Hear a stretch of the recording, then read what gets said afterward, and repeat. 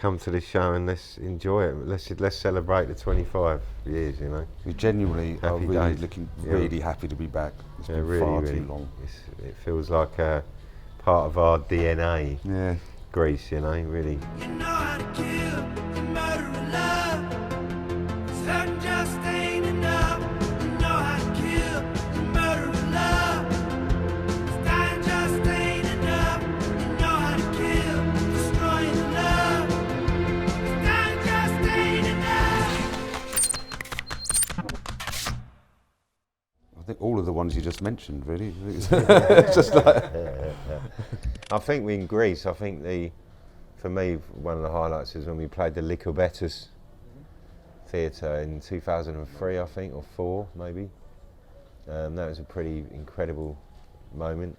And then doing the DVD as well in Athens, that was really special, man.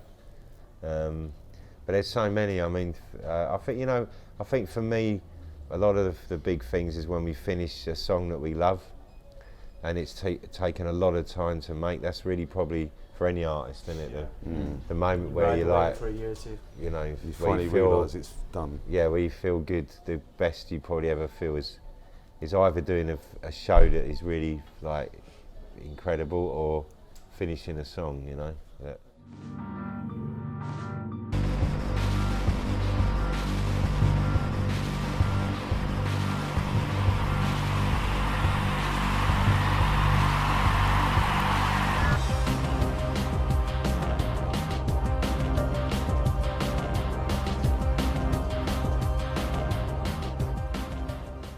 Wow. Summary. Of Yeah, what it is. we're It's an about. eclectic mix of the past years, and you know, you've got Holly and Maria there as well, and I think it's more, don't know, not the word celebration, but I think because 25 years is quite a milestone for any band to get to. It's, you know, it's not easy in this industry to last that long and still have an audience that really want you, you know. So I think at this stage where we're at, we're just really going to enjoy these shows because it is kind of a big milestone for us. So it's giving it everything we've got and enjoying it with all the fans this time, you know.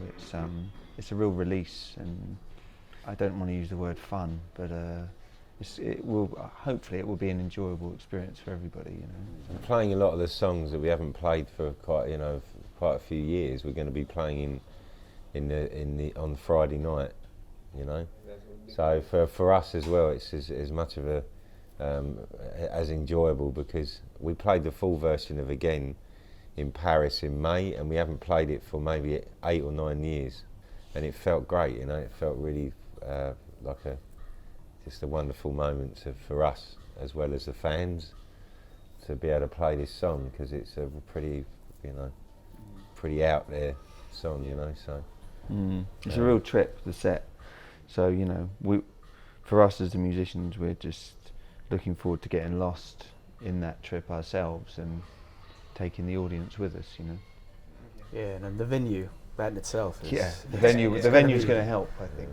It's easily, hands down, aesthetically, one of the most amazing places we could possibly play, so... There's a look on your face I would like to knock out. See the sin in your grin and the shape of your mouth. All I want is to see you in terrible pain. Though we won't ever meet, I remember your name. Can't believe you were once just like anyone else. Then you grew and became like the devil himself. Pray to God I can think of a nice thing to say, but I don't think I can. Fuck you anyway. Well, we might do a sequel and it's called Get Fucked. I think. that's a good idea. I like that. Yeah, we should do that. Yeah, Get it fucked. needs to be modified for the... Yeah, well, that's right. There you go. Brother. There's I think a it song was right something there. like that song, you know, Generational. like when Dan wrote, you know, the lyrics and everything. It's a great thing about writing something like that is it's still so current and relevant forever, you know. It can be used in so many ways, and I think people will always be able to relate, and us performing it, because it's weird. I can personally say there was a little time when you play a song like that over and over, you kind of get not tired of it, but then I remember thinking, you know, wow, it really means so much to so many people, and then you kind of fall back in love with it because you channel it into something again. If you do picture a clown like Boris Johnson's face, or a worm like Trump's face, or any of those fucking rotters, Well, yeah. you think, oh no, I can definitely sing this with everything I've got again. That's what I mean. Thanks to the current political climate, it hasn't lost its meaning in any sense. So. Yeah. And there's always that girl or boy in the crowd that thinks, this is for my ex. Yeah. Fuck you. But there you go.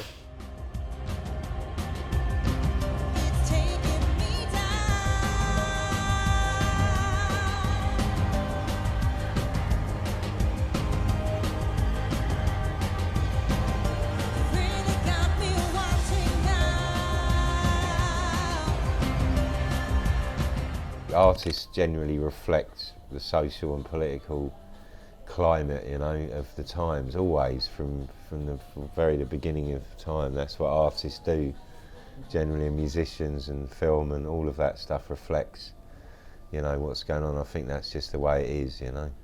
But I think it's slightly more worrying now. I think I don't really see how, you know, there needs to be some big changes, you know, with the world. And I think I don't know how it's going to be done, but it's certainly not going to be musicians who do it. I think it's got a lot more serious now.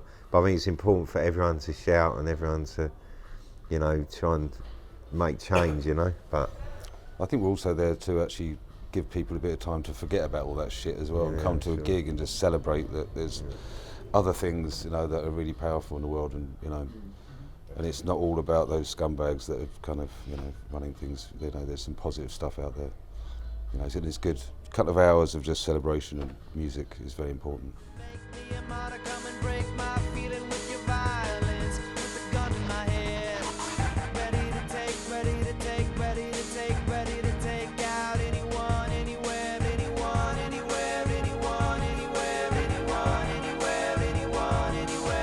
It is another day at work, but it's doing a really fucking great job, you know. So. No, and I think every show does feel different, you know, it does. I mean, yeah. Sometimes, obviously, energetically, you know, if we've been touring for a number of weeks, you're playing the same tunes and you're with the same people, but, you know. I think as well, you just want to know that when, like you say, when everybody's left and you get that moment to reflect on your own. I love that. You like to think, did I give it everything I had, you know? As long as I meant every note I played or every word I sang, then you're doing all you can do. And, you know, there'll be times where you make, you know, maybe small mistakes inside, you know you've done something, but then you just think, well, I'm fortunate enough to be able to rectify it tomorrow and move on and try and enjoy every moment that we have, you know. So. But I think the show on Friday will be definitely one of those shows where after in the arena you're gonna, when it's all finished.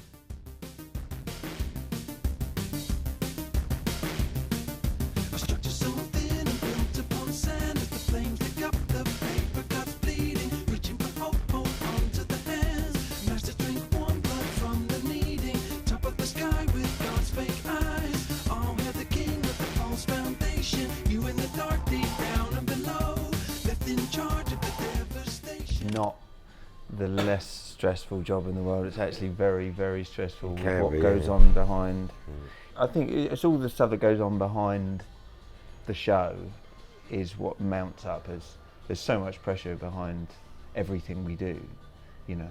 It's not getting boring, but financial pressure, there's logistics, there's getting everybody together, you know. It's a nightmare. Health, mental health, everything It's else. really tough. The business side of this it sucks. We don't sell any records anymore. That sucks. You know what I mean? We have to watch everything we do so we can go and do what we do. You know, people. I think some people have an illusion of Archive as these rock stars. We are, you know, we live very modest lives. We don't drive Ferraris. We don't live in mansions. You know. You know, we work very hard because we love doing it, and there's a lot of people I think that would have thought, well, I've done that now I need to go and probably earn some real money and make a career, whatever, but this is what we do, and we're here because we love it, and it's in us to do it, but it does come with a lot of stress and a lot of pressure but you get through it. You know, we're fortunate enough to have stuck together like we have for this long as well, and we believe in it, you know. And we believe in it, you know. Yeah, but it's like you said, you know. I think everybody's affected by the state of the world, and you know, anybody can turn to things, to drugs, to escape, whatever else. But I think everybody's like that, and we're lucky that we have the creative outlet and we have this thing that we can do. That's you know, it really helps us along. It really feels like we're giving our hearts to it, and that's the best you can do, because we're all affected by this craziness. There's a lot of mental health issues in general throughout the world, obviously, that aren't even recognised a lot of the time. Modern world, and there's a lot of it in the industry, in the music industry, and I think that people, the touring side of things, and there's a lot of stress, a lot of pressure, and then you've got the suddenly being adored for, you know, a certain amount of weeks or months, and you get all that, and then you just go home to your normal life, and that's actually that is actually really hard as well for a lot of people to get, but the reality kicks in, and you know, you got to pay the bills. It's and not normal, is it? It's, I mean, it goes from the highs and lows are very drastic in our world. You know, so it's it does fuck with your head quite a bit, I think, and that's why a lot of musicians struggle, and that's why a lot of people try and stay on the road all the time and stuff like that. Yeah, but you look at someone like Prince, and you're like, oh look, he's perfect, he's got it all. No, he's spending 40 grand a month on painkillers. You know, it's just like, so you can see it affects. It doesn't really matter. There's a lot that goes on behind the scenes. Not success.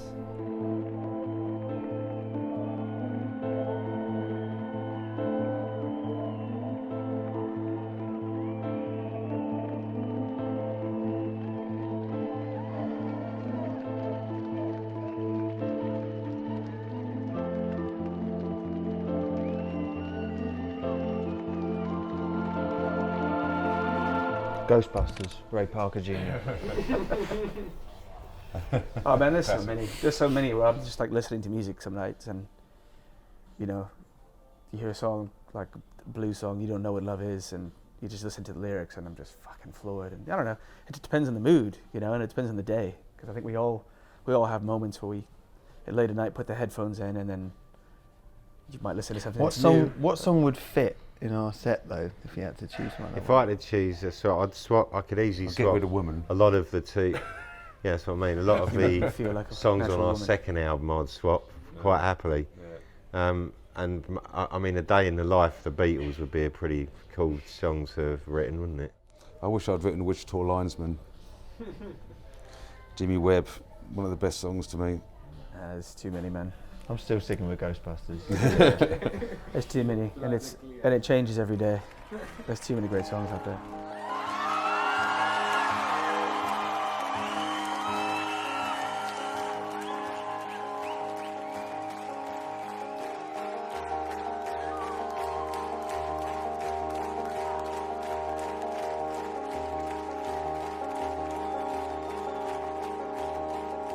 Trying to think of what's the Great one fatal tragedy. attraction with the rabbit? Or the bunny, the rabbit boiling in the pot. Yeah. That is an extraordinary film, isn't it? I saw that quite recently. Yeah, I don't really know many like love stories. Yeah, you do. Think of Sleepless in Seattle. Oh, shut up. That Greasy Strangler. Greasy Strangler. Have you seen that?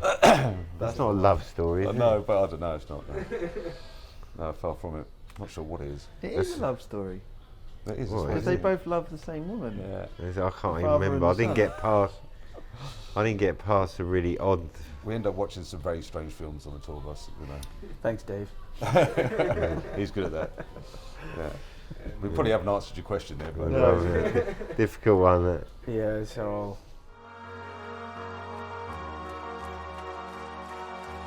Personal responsibility, personal responsibility, personal responsibility, personal responsibility.